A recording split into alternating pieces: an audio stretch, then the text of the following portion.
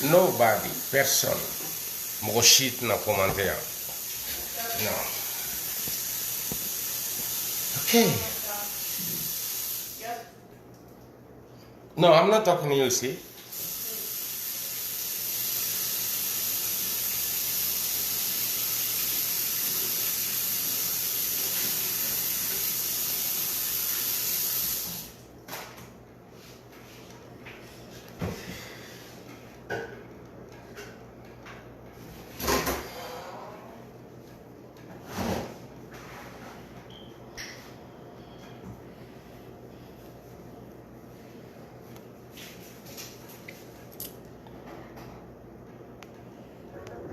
De dormir m'a ramené ici à faire passer cette chanson-là encore de ta belle voix de Aïcha Koné pour te dire qu'il est temps d'enterrer les haches de guerre, pas contre Ado, mais vous l'avez contre votre propre pays sans vous rendre compte.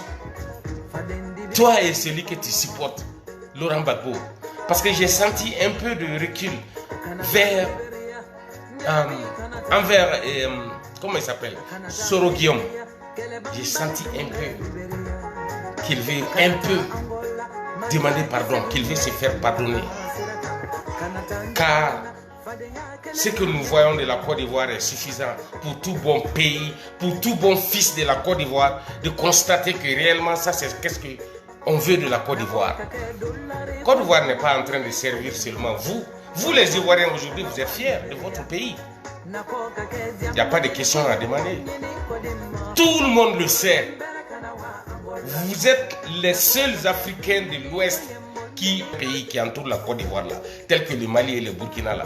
Succession de coups d'État là. C'est ça le problème de ces deux pays là. Donc on ne sait même pas qui appartient à quelle tendance.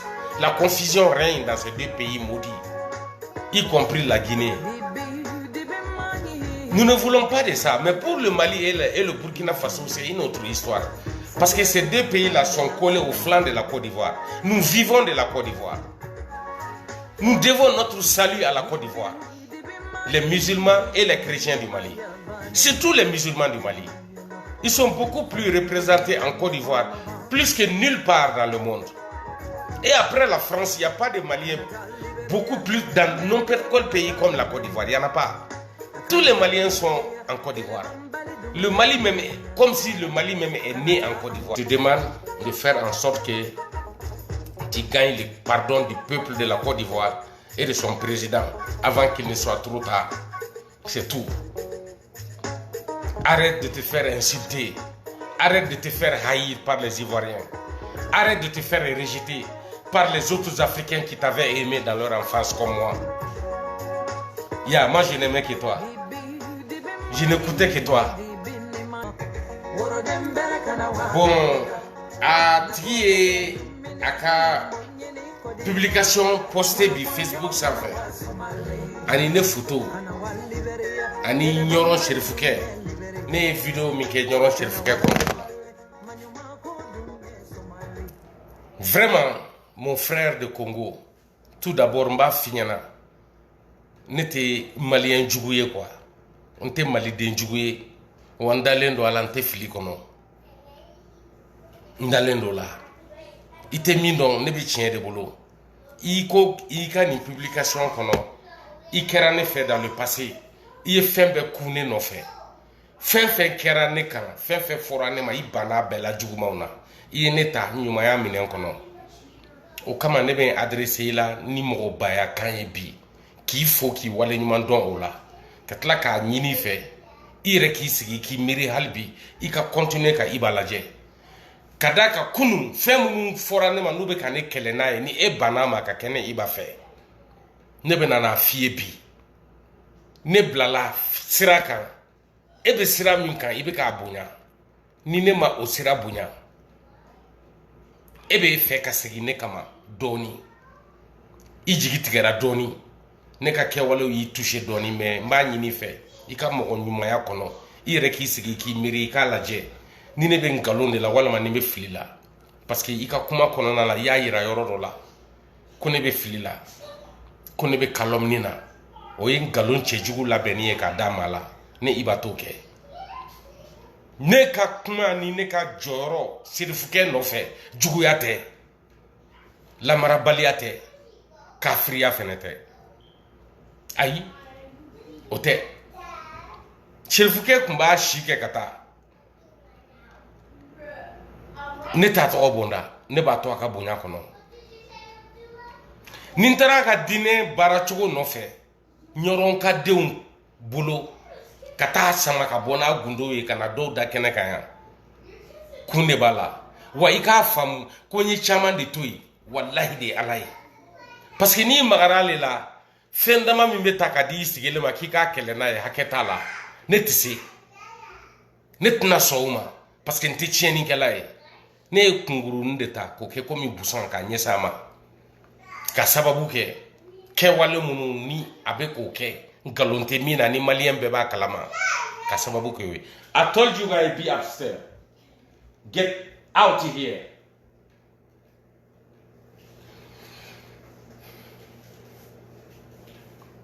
moi je l'ai dit hein ne ma nimisa an ka kɛlɛ la wa n ka kɛlɛ ma ban terikɛ mais n bɛ min ɲini i fɛ dɔrɔn n'o ka sɔrɔ i bɛ tiɲɛ de nɔfɛ walima ni i fɛnɛ bɛ fɛ de k'i bari nkalon de la ka taa ni nkalon ye i ka sira t'a la serifukɛ mana min kɛ a bɛ bɛn e ma parce que e hakili la a ka fisa ni e ye cogo min a ka fisa ni tɔw ye ten ni o kɛlɛ de b'i bolo la i ni i b'a tɛna bɛn mais n'o ka sɔrɔ i bɛ tiɲɛ de bolo tiɲɛ de ka di ye i yɛrɛ ɲɛ bɛ tiɲɛ na n'i bɛ fɛ ka sɔn tiɲɛ ma kana ni ɲɔgɔn publication kɛ n kan kana kɛ mɔgɔ min ko k'a ye ne kanu o tigi bɛ se ne na ne bɛ komi e ka jɔn de bi parce que ne bolo ne bɛ e ɲɔgɔn ka baara la e sɔnna yɔrɔ dɔw ta ma o kun ne fɛ mais a sera ɲɔgɔn serifukɛ ma e ma sɔn o ma i bɔra faamuyali minɛn kɔnɔ ye ne ye nkalon min da ɲɔgɔn serifukɛ la n bɛ fɛ i ka publication bila ne ye kuma minnu fɔ a ma n bɛ fɛ i ka kuma kelen bila yan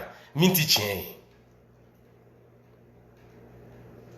mali bɛ yamaruya sɛbɛn de kɛ k'a di ɲɔgɔn serifukɛ ma ka hakɛ dɔw fɔ a ye a bɛ don n'o ye mali kɔnɔ a sago la a bɛ don n'a ye f'a bɛ dɔ feere mɔgɔw ma o ko la o ye tiɲɛ ye a tɛ impôt sara o ye tiɲɛ ye a tɛ taxe sara mali o ye tiɲɛ ye courant a t'a sara o ye tiɲɛ ye a sago ye min ye mali dugukolo la a b'a ta a yɛrɛ ye o ye tiɲɛ ye o kow de nana don ni ne ye k'a yira fɛnɛ an ka jamana marabagaw u bɛ t'u kun d'a ma a bɛ daji to a la o fana ye tiɲɛ ye mais a ka duwawu kelen ma deli ka jaabi u si ye a ye daji t'u maa o maa kun na a kelen kelen bɛɛ fagara fanga la ou bien k'u gɛn ka bɔ yen wa a da b'an ka maliko la a bɛ maaw gɛn ka b'u ka baara la o ye tiɲɛ ye mɔgɔ min ka d'a ye o bɛ ta baara la o ye tiɲɛ ye gouvernement kɔnɔ ani poste la ɲɔrɔ n'i y'a sɔsɔ k'i to baara la ɲɔrɔ i bɛ taa ka bɔ ɲɔrɔ kɔnɔ o ye tiɲɛ ye sɔsɔ cogo t'a la an ka tiɲɛ fɔ ɲɔgɔn ye quoi an ka taa ka bɔ yan n'i bɛ fɛ k'an kɛlɛ sira b'i bolo ni n bɛ nkalon na yɔrɔ min n bɛ fɛ i ka bɔ i k'o yɔrɔ di ni tiɲɛ don ko n bɛ nkalon na n bɛ bɔ n bɛ yafa deli o yɔrɔ kan mais i tɛ se ka ne ka kɛlɛ yɛlɛma ko parce que i kɛra ne fɛ o tɛ ne ni mɔgɔ cɛ o layidu tɛ ne ni mɔgɔ si cɛ i ye ne bonya cogo cogo n'i tɛ tiɲɛ la ne tɛ t'i ka sira kan i ne tɛ se ka bɛn mɔgɔ min bɛ taa ka bɔ ne ka vie la o bɛ mun de tiɲɛ ne ye ne bɛ yɔrɔ min na bi ne woloba yɛrɛ tɛ ne ka vie kɔnɔ a tɛ ka foyi tiɲɛ ne ye foyi n bɛ balolen n bɛ n ka vie kɛra a ɲɛma n'i tɛ tiɲɛ la i ni ne tɛ bɛn ni ne de bɛ nkalon na bɔ n'a dalilu ye i k'a di maliyɛnw ma i ye nin publication kɛ cogo min sɛbɛnni minnu bɛ nin kɔnɔ i bɛ bɔ n'a dalilu ye i b'a di maliyɛnw ma maliyɛnw b'a lajɛ u bɛ ne ka kumaw lajɛ ni e ka kanu ka ɲɛsin ɲɔgɔn serifukɛ ma ni e bɛ fɛ o de ka kɛ ka ɲɔgɔn ka tɔw to tɔɲɛ kɔnɔ u man kunnen ka to u tɛ se ka kuma n terikɛ n tɛ se k'o k'i ye dɛ mali media o Congo n'i bɛ fɛ ka ɲuman kɛ mali ye a kɛ ni tiɲɛ ye Nitinda elema mai. Nti ma to ya ka cheni ndo mfaso kun nyana mugore bunya kamantake. Neta jamana kudi. Shirifuke joro juguta jamana imbaralila. Kato nyoron kono yi. Asago yi mi obeke jamana jola ofe. Ka sababu ke ayi gulo afala no e galo yi boy kan ofoni. Parce que o dalu chama de bene bolo. Amiro mina iko bi aka mogo blalembe asimi ka gouvernement kono. Wa abora ere ame ko asimi ka na le da de kisi. O kuma malien to nyoron kawdu, muti kawdu, gaw kaw, tombuktu kaw, masina kono na deundu. Olu ni kisi manka. Nterke ni be fe kan kele ni tien ko tien be mbolo ibe nkele ko parce que me ka tien fo ibe se kana mbo o kena kan bi kono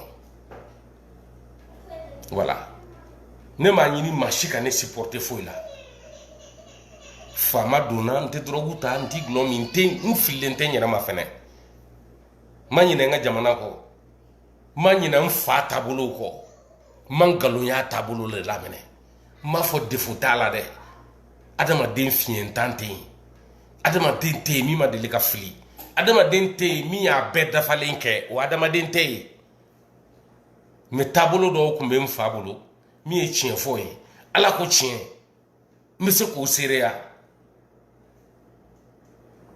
nkera aka ofe o yene fene deme ne kun korota le me se ka kuma befe wakati be yorobe o korote ko jugo tenena no ne jonde jugu chama de benena ni ya do mere bi so ki mabonena men galon tigeto doye galon tigete jugu yi ninde laka ke bintake